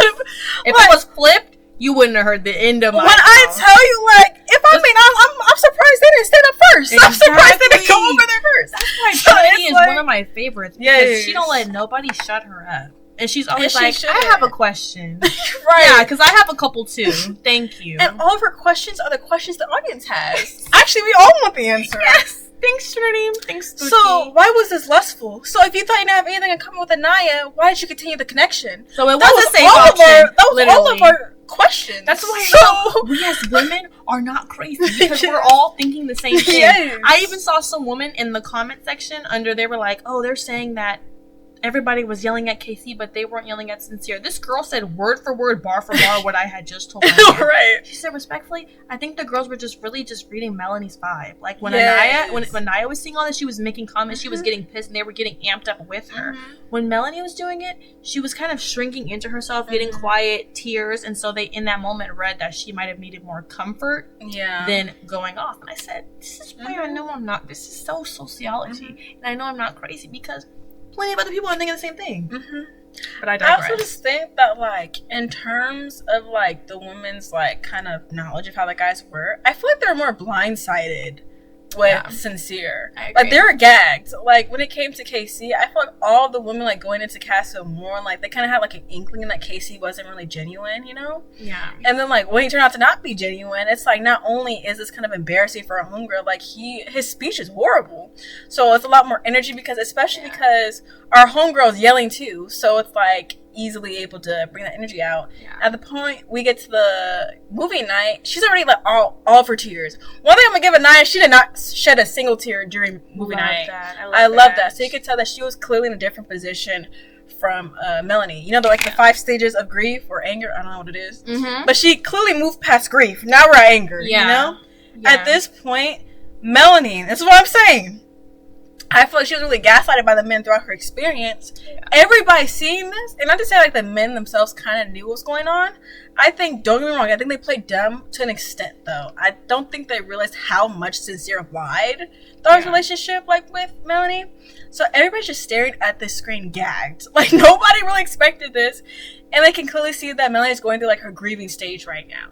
Like, she's not at anger. She might be at part 2, but in part 1, she's clearly in her grieving stage. I feel like they're trying to respect that. So it's like, well, if they're yelling on her behalf and she's just quiet, like, it's only gonna do so much. And Niles was definitely like in the stage where she could like defend herself. So like, even Anaya like told Trini, like, I got it, like, I appreciate you, but I got it, you know? Yeah. That's Casey and Anaya, you guys. Anaya, guys. We're waiting still. The episode after movie night is gonna be. It's gonna be great. Even part 2. That's gonna be. I'm great. gonna text you during it. I always text like, it's gonna be great. That? But yeah, on to our next. We'll do biggest. Let's do the bigger ones. Yeah, we can do Zach and Kata. I don't have too much to say about them, like I did the other two. But initially, we already had different feelings about Zach. Initially, we did. I will say. Say your first impression first. I just wrote down Charlie 2.0, and I thought Charlie was cuter, but I'm also known for having an acquired taste. So, I don't like stubble guys. She does not. I either want a full beard, a little goatee, something going on, but all the stubble, I don't know. I don't like it. So when I saw that out of him, it just wasn't hitting for me, and I don't know. I didn't think he was that cute, but I didn't really care for him. Initially, when he was partnered up with Kinsey, I thought he was valid for being like, I don't want to do too much with her because I'm still exploring, and Kinsey completely overreacted, which is not something we're new to, but I was like, she's doing a lot, and he hasn't really done anything yet. But oh boy. When Kata couples up with him from the new date, they were cute. I will admit, they were cute to see. Wait, quickly, can I say my first impression? Yeah, oh yeah, sorry. You're good. It's the liquor, I'm just... Go! When it came to Zach, okay? Guys, mind you, we both have boyfriends, so we're gonna keep everything very respectful. Oh yeah, this is just generally speaking. Generally speaking. Me too. But I thought Zach was very, very, like, conventionally attractive, you know? Like, I feel like he had, like, the Disney eyes. Like, if you ever watched Disney Channel, like, I thought he had them. And I watched the show, like, with my man, you know? And my man was like, he kind of looks like Flynn Rider. I know she doesn't like that. Don't ever. Don't. That's what you said. I didn't agree. But that's what I'm saying, though. He has Disney eyes. He actually does. And so, like, we have, like, our homegirl named Crystal. And even Crystal's like, hey, that's kind of like my type, you know? Crystal already knows. Shout out Crystal. She was her taste was questionable to me too. Some of the people. What did she think was? She has a great taste, you guys. Who? She said somebody to me one time that I was like, Crystal, we're gonna move on. She's out of that phase. I thought he was very conventionally attractive. And I thought he was way better looking than Charlie. I thought he was way I think better most looking. people would think that, didn't Do you know? Okay, this is what my man told me, okay? It was like a tweet that he saw. Yeah. And someone was like, Charlie looks like if you're trying to draw a Jack from memory. I saw that. And I really agree with that. Like, you know, you kind of are like, kind of, not to say that Charlie isn't a conventionally attractive man himself, because he is. But you know, like when you're kind of drawing somebody, like you might get like the eye shape a little bit wrong, like a little bit smaller than how it's supposed to, because you're like afraid of messing up the proportions. That's what it gave to me. Specifically, when I say Charlie's cuter, I mean Charlie outside of Love Island. On the villa, no. He actually... What? He needed that beard. Where did you see... he has a beard now? Yeah. I don't know what he has a beard and curly hair. I'm talking hair. about in the villa. That's what I'm talking about. No, okay, well, Zach Moggs him in the villa. Like, I'm sorry, I wasn't with it. But, yeah. So, I actually got really, really great first impressions off of Zach. Boy... was I in for a journey. I was like, okay, he's like immediately like trying to be honest with Kenzie and like kind of distance himself in a way that like isn't disrespectful. Again, I think Kenzie completely overacted. Because let me tell you, she has kept this grudge the entire time in Love Island. But at the same time, that's where I also kind of started looking at Kenzie different. Because I'm like, so you're not used to being people's type. And this is how you react when this happens to you. Okay. Anyways, back to Zach. I loved the fact that Zach and Kata clicked. Like, when it came to that bed, so sorry, Bryce. When she was like, Bryce, you can roll back over there tonight. You can roll back over. I was like, in my mind, I'm going to be honest with you guys. I was not like super caught up to Love Island USA this season until I saw an image of Zach and Kata. I didn't see any images of Melanie and Anaya at this point, but it was just Zach and Kata. I was like, ooh. Ooh, a conventionally attractive couple. Ooh. Yum. And then I log on, I see Melanie and Sincere. Mind you, no context. Ooh. Ooh, another conventionally And then I saw Anaya and Casey. Ooh. And we got a black love. Like fully black love. Ooh. Y'all eating good this season. I gotta get like a piece of this. Oh, baby. All three of them. All three of them. Put me up for a joyride. So, yeah. So they had like their first night and like the bombshell type of date because Zach chose to be single when he went against like the door with Kenzie, even though Kenzie stayed. That's not his issue, with all due respect. He made it clear you're not his type. Move on. Anyways, we get to the room. Him and Kata are just clicking, and obviously she ends up choosing Zach. What are you saying after I said my first impression? What was I saying? No, Kata Moggs. Right when we seen her, I wasn't the biggest fan of her hair. I liked her hair. I think her hair is short, and I wish, because sometimes I can see her leave out the most. Like, out of anyone else, I can always see her leave out. Can I be honest? She has leave out? Yes. Oh, I have not paid attention to Kata's It's okay, hair that at face all. card is blinding. Trust, when you look back, especially towards the beginning, her hair is like right here. It's like a bob, a blunt bob, and the rest is down here long. I thought she just layered it like that. No, baby, no. Okay. That's her leave out. So I was just like, I wish she would have gotten either curls or just layers. Curls would have been really, really nice on Kata, though. Curls or layers because her hair was short. That was the only thing I was like, oh, I'm not the best favorite of this. But face card, she Moggs. T. That was a bombshell. And she's super loud and outgoing too, and I feel like that's how bombshells need to be, like, respectfully, because they have to go and pull people and get to know them. And she integrated with the girls very well. When Melanie was trying to be slick during the challenge at first, she lost me a little bit, guys. Kata quickly matched that energy, and then later that night she was like, well, you started with me, so I was da-da-da, and then I was like, you're right, I'm sorry, okay, cool. And then, cool, they were good again. My one thing I don't like about Kata and Zach. For one, I feel like Zach's true love is actually Bryce. I don't think he wants to be with Kata. Like, he talks to Bryce more about how he really feels than Kata. I feel like he also nags Kata. Kata's really pretty, and I think she's like one of those girls that's super pretty, and she just has not like the full scope of knowledge of like how T she really is. So I feel like she's used to just kind of dealing with certain stuff that is like, really? I think she knows she's very beautiful. I don't feel like she knows how beautiful, because she's staying with Zach, and the stuff that he says to her. If I look like that, There's nothing in my mind that would tell me. I think she knows how beautiful she is, but she's like entranced by the dick. Like I don't. Not by necessarily like his dick, but it's like him as a person. I guess, but like the way that he would, I feel she's like a little Melanie in her own way. My two hummingbirds, like almost. But the way she was crying about him possibly kissing the girl and causing all that stuff, I was just like, you must not know, girl, you can bounce back quickly. He is not the only man in the world. Like, you can... I feel like that happens with, like, beautiful women a lot. That's like, fair. They may know they're beautiful, but it's like... I don't know, man. Like, when they get, like, really attached to somebody, like, it's hard for them to, like, bounce back. You're beautiful, and then you get with the man like that. I think even becoming entranced by it, you're not looking at yourself as much, because you're looking at him. And I'm like, girl, look back at you. Hold on, remember what you're working with right now. I feel like with Zach...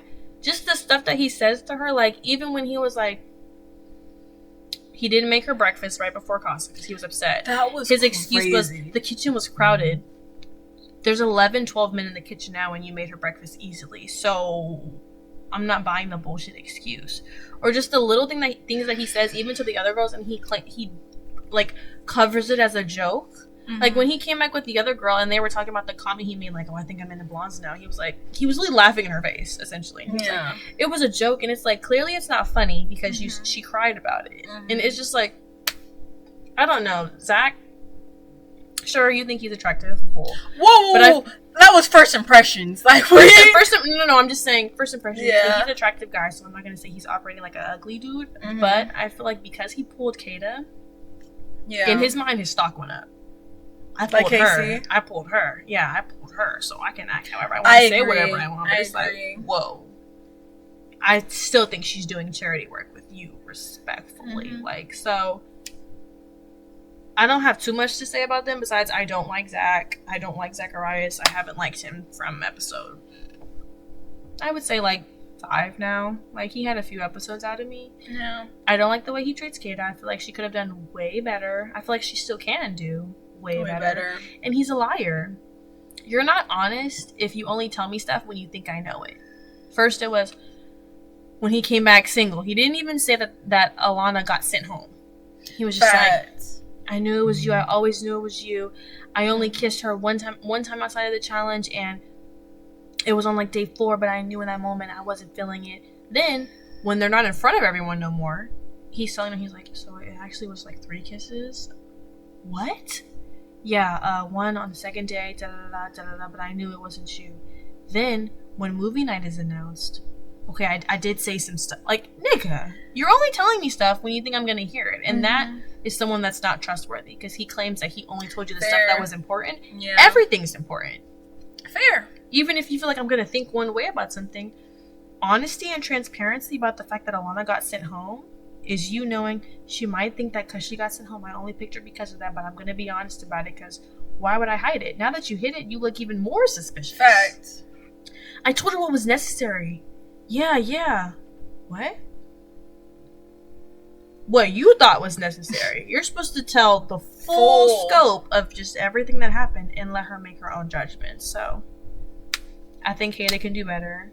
I don't think Zach gives her the... I think even when they kiss, he'd be laid back like this and she's just on top of him and he's like, I'm sorry, I like my nigga thirsty. Thirsting. So, and I just don't think he gives her that. And I don't want her face card wasted on this. Like, girl, you would have niggas barking for you. Like, oh, facts.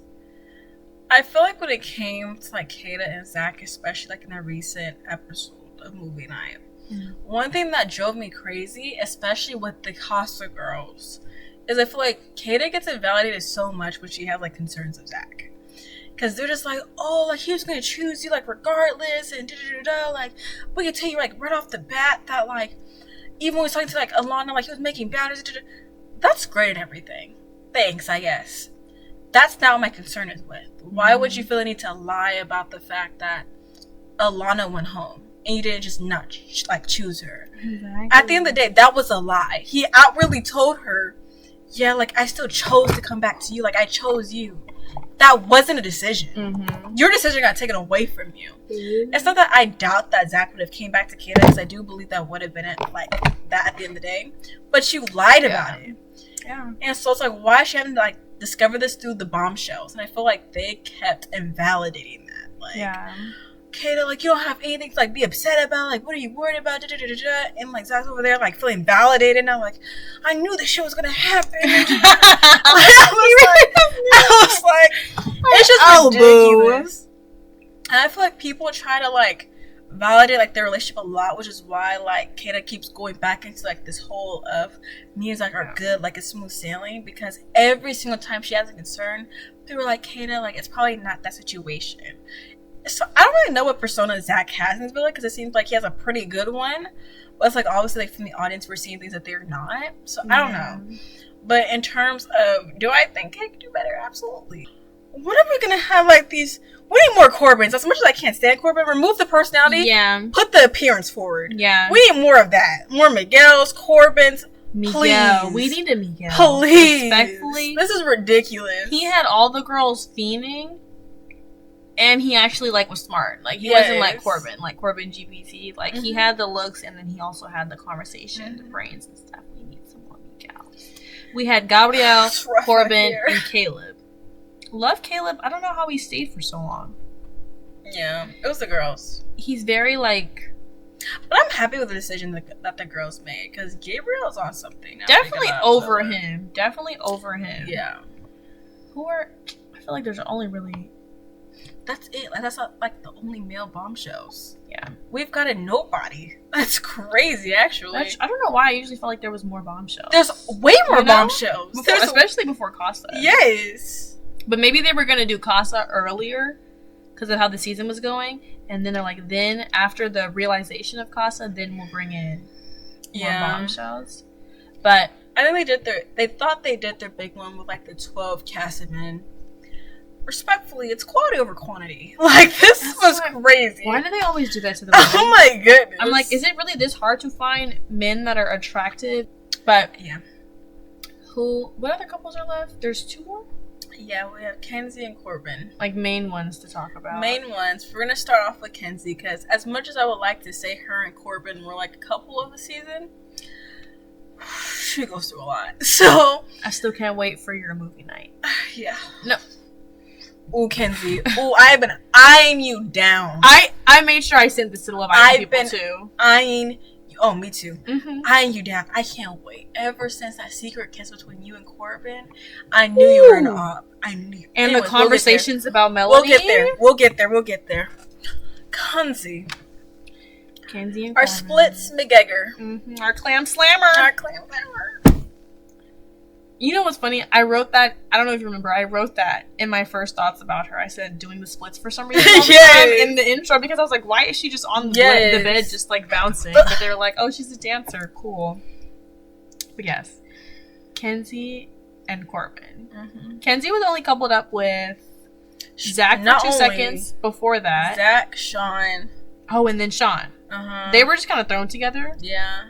But Sean was making an effort with her. No, right after, it was Corbin. It was Corbin and Caleb and that whole little. Okay, guys.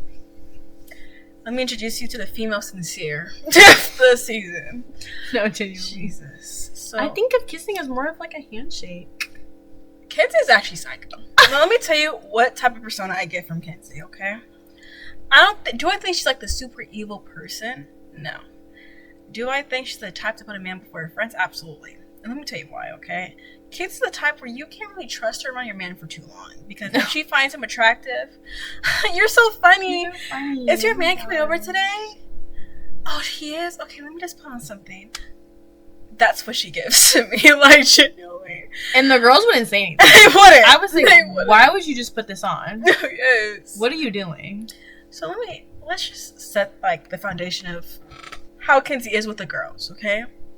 So during the time that Melanie was forced to explore, like, mind you, Melanie, she's a very, very big lover girl. Like, it was very clear that she just wanted to stay with Sincere. Yeah. But she was put in a situation where she's kind of forced to explore Corbin because Sincere's exploring Soul, right? Yeah. This nigga, Corbin, mind you, on his first day, he's trying to kiss everybody. Kata had to reject him as well. But he's, like, sitting down with Melanie, like, talking. I'm like, hey, like, can I kiss you? Da-da-da. She was just like, can I get a kiss? Like, Melanie's like, let me talk to Kenzie. Like, I can't do this. She doesn't even mention Sincere when she's with Corbin, for what I can remember. She was just morally focused on her friends. She goes to Kenzie, explains the situation. Kenzie's looking at her like she killed her cat. Like, it's just, it's gonna hurt. Like, no, that's gonna hurt my feelings. But like, I guess, Melanie. Like, Melanie's like, I will not do it unless like you tell me it's okay. You have the green flag. Like, so go. Just go. That's how she is, as if she owns the man, right? And mind you, at this point, Kenzie's like in a couple with Caleb because America like recoupled her and everything, right? And she said, I really want a cowboy. Where's my cowboy? I really want a cowboy. Like, and mind you, all the girls are so supportive of Kenzie, especially at this point, because as soon as Caleb comes in, do you like blondes? Like, what's your type? All of them are pointing towards Kenzie. Like, at this point, it's not to say that girls don't think that Caleb is cute, but because Kenzie's been craving like this cowboy southern, like, you already know. Yeah. They immediately are putting him in like her direction. And respectfully, as great as the girls were for doing that, maybe they just shouldn't have, because now she just thinks every bombshell is hers. Mm-hmm. So basically, she's getting to know Caleb. But at this point, because Corbin, in my opinion, seems so physical with her, he's so on her, kissing her shoulder. She doesn't stop talking about the shoulder kisses. Very just on her. I feel like Kenzie loves attention. She loves the idea of a man just wanting her physically, like everything, her body. Like she can't get enough of it. So when she even sees Corbin give a smidge of that to Melanie, she's losing her mind. Like, she's over here, like, she's dead-ass telling Jen, if he doesn't kiss me, I'm done. Like, I'm done talking to him. Is that not crazy? Literally. Somebody has to give you themselves physically for you to be okay with them talking to you? Like, what are you talking about? Not to pull the car, but if it was just opposite genders, that sounds freaking crazy. That's insane. But she's over here having so much attitude towards the fact that they're exploring each other, Melanie and Corbin, right? And so she finally gets her moment with Corbin because he had like told her no kissing beforehand because he was trying to like be respectful of Melanie. Granted, that night Melanie did sleep like in what's it called, soul ties? Yeah. And like Corbin was feeling some type of way about it. Boo-hoo. Like, I'm so sick and tired of these men like feeling some type of way because the women won't give themselves up physically this season, whatever. But because I'm presuming Melanie's not really necessarily giving him much, and Kenzie is so on him physically. She's like, you didn't even kiss me. Like, they're over here inside of the room. You didn't even kiss me. Like, I wanted to kiss, and you didn't want to kiss me. You're over here, like, talking about hurting Melanie feelings, but what about mine? You're not my partner. You're not in my cup. What are you talking about? Like, what are you talking about? You're offended over the fact I won't kiss you? But anyway, she puts on this hissy fit, and he's like, okay, like, come here, and, like, grabs her and kisses her. What does she say once the kiss is done? I mean, you aren't like in a couple like with Melanie. We wish. We probably just shouldn't tell anybody this. Like, it's gonna cause like a huge fuss in the villa. You're coupled up with Caleb, a good guy. Like, he's genuinely like a really good guy. He's coupled up with Melanie. Your so-called close friends, mind you. She was laying on thick with Melanie. Yeah. I could just never imagine going for like my friend's exes. Like, I just couldn't imagine that. I don't believe that for one second. Watching it in the villa, I don't believe that for 1 second. Was it that was you, exes were just the people you didn't want, or they didn't want it, like didn't want you? Because that's what it's giving. It seems like if you found your friend's exes attractive enough and the feeling was mutual, let's just keep this in between us. Like, because that's what it's giving. If she actually thought like this, it would be hard to adjust from that in the villa. Like, she would actually feel weird about it. Exactly. And have to be like, okay, wait, hold on, I'm on Love Island. She snapped into that like that was second nature. Quick. Very quick. The same way that she's like, I never had a roster before. Like, I don't know. And then she always wants to be talking to two guys at once. Like, even if the one guy is perfectly fine and it's going great, she needs another guy to be talking to at the same time. So that's why, I don't know. Kenzie, full of bullshit. God. And mind you, you want to talk about how sincere blindsided soul when it came to the mailbox things. Caleb was flabbergasted. I feel like that's not talked about enough. Yeah. Like, he wrote such a sweet letter to her.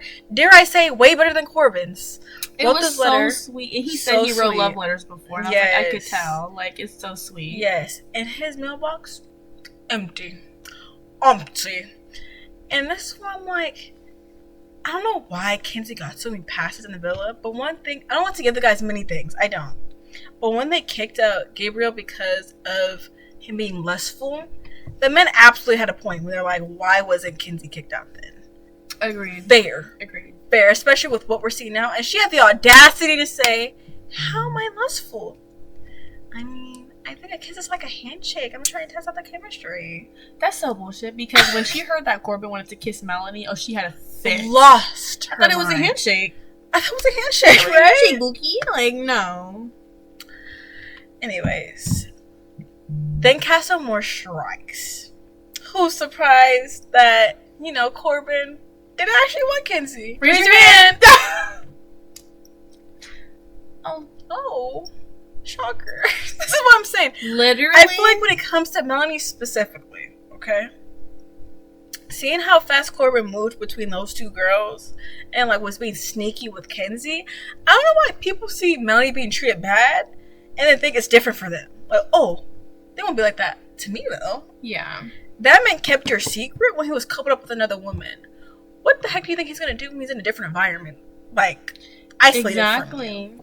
So basically, he has like this whole kind of not speech, but like message while he's in Casa Amor, basically being like, "Yeah, I'm bringing a girl back to the villa." And all the girls are gagged. I mean, I'm coming back with should. somebody different. That's the first thing he said, off of just seeing. But I feel like so many of the women clocked the fact that he was like a player. He's a playboy. That's what he is. Except Kenzie, because lo and behold, she's different. Not to say, I'll say this. I say Corbin was right, because he said some crazy stuff in Casa Amor, especially about like the villa girls. Where he's like, they're like high school girls, they're like college girls. And then like being like, I'm not gonna lie, you guys, like the Casa Amor girls are better than the villa girls. Like, oh my gosh, I just had deja vu. What? I just had deja vu. What? Right there. When you said that, and I was looking at myself in my hair right here, I just had deja vu. Okay. And the funniest scene of the season happens. He comes back with a Persian cat. Boom! Tomatoes! Y'all can say he don't deserve it. I don't grabbed like myself Kenzie. a pina colada and washed that with a smile on my face. When Corbin came in, I feel like we just knew he was a boy. Yeah. We let it rock. We let it rock. Mm-hmm. Watched it played out. Don't even like Kenzie, but the way he moved was insane. Yeah. And Miss Persian Cat, any Casa girls that got a lot to say, I just don't like them. Because you're defending this man, mind you, she's 29. She was talking about these girls that are 22 something, they don't know nothing. Girl, you don't know nothing either. Because you're over here with Corbin like, you better not do the same thing to me. You're over here talking to this man that ghosted you before you even came in the villa. But can we also talk about this age gap? Because that made a great point. This girl's like, what, 28, 29? She's about to be 30. And she said that she DM'd him years ago. So somebody was like, were you 25 DMing a college freshman? That's right. Respectfully, once you're drinking age, It's a different mindset. It's a different genuinely. thing. Because at that point, I know it's different for everybody, but at that point, you're like being able to go into clubs, like a different scenery. You're meeting different types of people, more so in the older age range. Like you're like more exposed to other different people and environments, you know. So just like for you to want to backtrack, Her and his, it's like their age okay. gap. That's my age gap with my younger brother. We're 7 years apart. Crazy. That would be like her being my age, hitting up an 18-year-old. No. Parmesan, whatever they be calling her. I need her. Go on. I haven't forgot about these things. Go on. I need Casey and Titi. Honestly, they gotta go first. I'm sorry. They do. They do. Just them as a unit. I can argue that Sincere was way worse than Casey. Yeah. But it's them as a unit. Yeah. I'm not feeling. I agree. I agree. Sincere, you can't go to Melanie safe, respectfully. I need her locked down somewhere first. That's what I'm saying. I don't like him. But if Caleb's gonna stay on like the white girl train, Corbin, you want to stay in the villa to the final four? Like, I don't want you to, but we don't have nobody else. Maybe we'll change it. We'll get like a bombshell. Yeah. But for right now, if you want to stay, not sure. You're not a golden ticket. You're not gonna win. I'm gonna be honest with you. You're not gonna win. I love Melanie, but she's not touching top 3. No, I fear but you can make it to the finale. You can make it there. If Iris and Pepe made it, if Huda and Chris can make it, they broke up. They literally broke up. She's over here talking about, do you want to carry me? You want to carry me? No. I'm sorry. If they can make it to the finale, we can make an exception. I don't even like Chris in that 8. I don't even like Chris in that 8. I'm like, girl. Jesus Christ. And they made it to like, what, top 2 or something? Ridiculous. If that can happen, we can have a little bit of mercy. Anything's possible. This, like, yes, prospect, because I need my final four. You guys have the final four. But yeah, roll the clip. That was them. Who is left? Is it just Trinity and Bryce? Yeah. Yeah.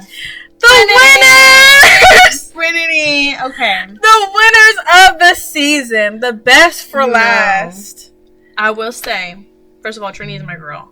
I think one of the interesting things I wrote down for her, too, is face card. Another note, I'm going to need hair links, wig links, half wig links, outfit links. I'm going to need makeup a whole touch, tutorial. Everything. Hair maintenance, all of it. Everything from her. Like, every look she's given me has A. What hairspray you use? Straight. Girl, it'd be laid. It'd be laid. At first, when I was seeing the Villa Girls outfits, I was like, I don't know if I'm liking the outfits as much this season. Everything she comes downstairs in, I'm like, yeah. Banger. Yeah. Because, yeah. And when she said I don't like to work out, I felt that. The little Fashion Nova ambassadors, you know who to look at now. You know who from the season. You know? Who's your next ambassador? I will say, my antennas are staying up. I'm sorry. I've been through too much on these shows. Yeah. I'm watching Bryce. Same way, I have loved Nick and Olandria since I have seen them on the screen. I was already buying into this stuff from the beginning, okay? I was one of the first people that was delusional. I'm still watching Nick. Yeah. I'm still watching Bryce. Yeah. Because I won't let no sister get it played and just go unseen and unchecked. So I'm watching you. What I'm seeing right now looks nice. I'm liking it. She looks happy. You look happy. Keep it cute. Alright, let me do it with you. Stay right there. Keep it cute. That's what I thought. But I'm liking them right now. Like, Bryce seems to talk like he has some sense. Even in Casa, he was talking like he had some sense.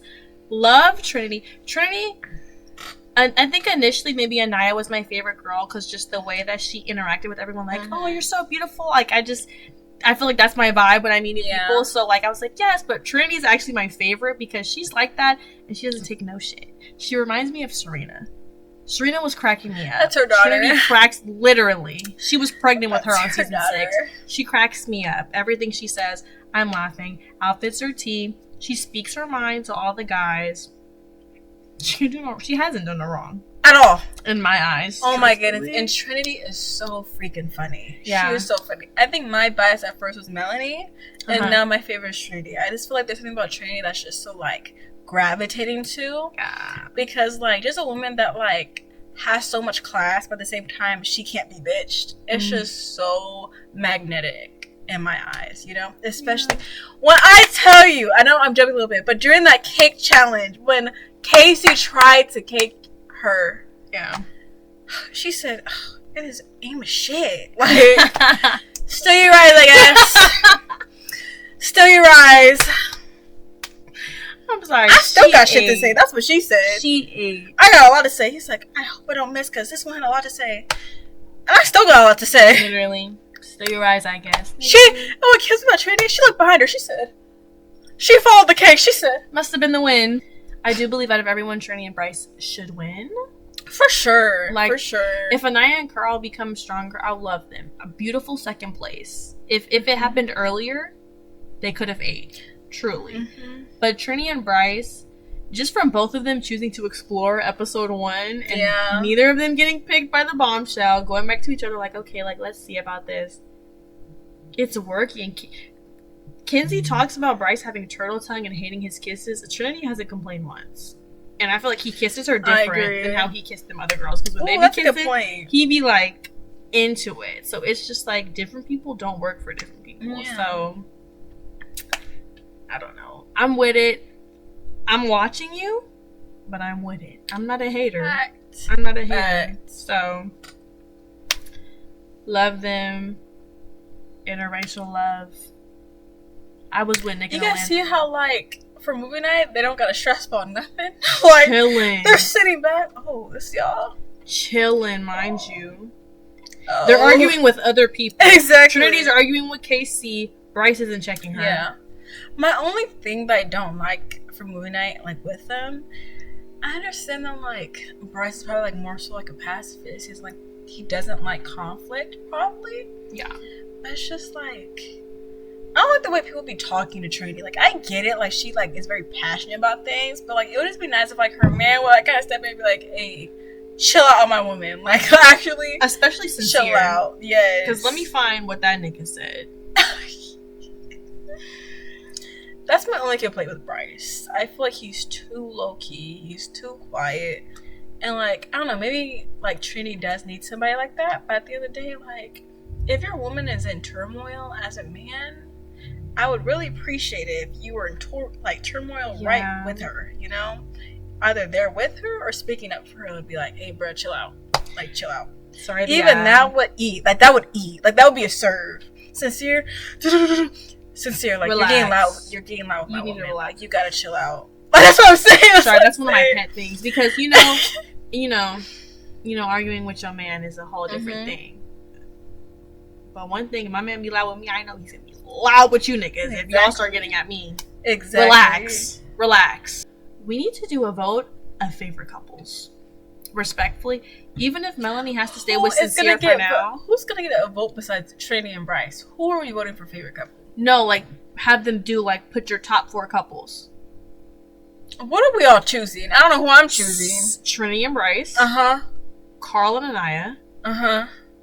Kata, unfortunately, freaking Zach. See, what are we doing now? You see what I'm saying? You don't want Kata to stay? I do. And then Melanie and... I get it, but they're going to get the wrong idea. That's not what I'm saying. Like, it's always like a lose-lose situation. I know. But that's why I feel like it should be the vote for the couples. And then once all the extra people are out, the Twitter challenge. So now they're safe. But now you guys can get the context of how we actually feel. Kata, we like you. We don't like Zach. Da da da da. Melanie, we like you. We don't like Sincere. This is what we want you to do. Explore. Hey, Corbin's still over here with Parmita. All those different things.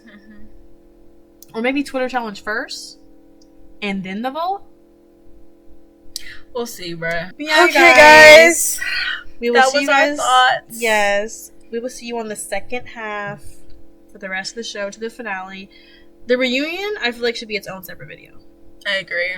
Because that's going to be a lot to talk about. Yes. We're going to have the finale episode along with all the episodes that we missed. Yes. Like when that drops. But let us know what you guys think in the comments. Okay, y'all. It's Sky. I'm Ina. And we'll see you guys next time.